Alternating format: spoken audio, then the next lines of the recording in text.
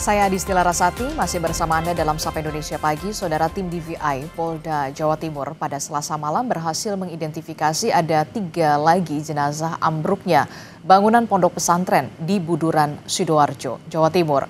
Total, saudara, petugas telah mengidentifikasi 58 korban.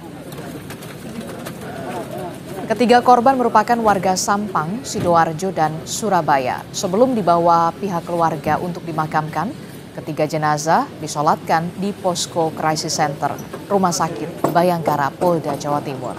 Total, tim DVI Polda Jawa Timur telah mengidentifikasi 58 korban dan masih tertinggal atau masih tersisa, saudara, maksud kami, 5 kantong jenazah yang belum diidentifikasi.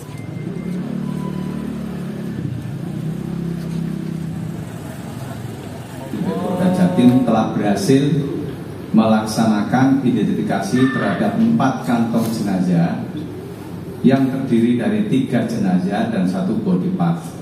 4 kantong jenazah cocok match dengan 3 nomor antemortem. Dengan hari ini, tim gabungan telah berhasil mengidentifikasi total 58 korban dari 67 kantong jenazah yang diterima.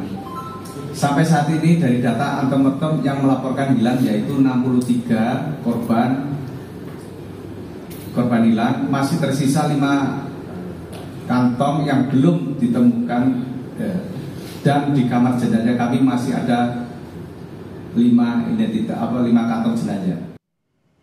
Menko Pemberdayaan Masyarakat Muhaimin Iskandar menegaskan pembangunan ulang atau renovasi bangunan ambruk di Pondok Pesantren Al-Khozini, Sidoarjo, Jawa Timur layak menggunakan APBN. Muhaimin meminta semua pihak melihat nasib ribuan santri di Pondok Pesantren Al-Khozini. Muhaimin mengaku heran kritik diberikan terhadap upaya pemerintah untuk melindungi ribuan santri yang sedang belajar. Layak dibantu APBN karena ya kalau jumlah santrinya 1.900 mau sekolah di mana? Mau dibiarkan di tenda? Pemerintah mau diam saja? Kepada teman-teman yang memprotes menggunakan APBN, apa solusi Anda? Kepada DPR yang ada 1-2 orang yang memprotes, apa solusi Anda dengan 1.900 santri yang sedang belajar? Jadi tolong dibuka mata bahwa yang kita tolong adalah anak-anak negeri yang sedang belajar. Sehingga saya sangat tidak habis pikir yang dikritik kok upaya pemerintah yang sedang melindungi anak yang sedang belajar dan tidak ada tempat belajar. Nanti kalau kita tidak melakukan sesuatu, marah juga. Kan aneh ini.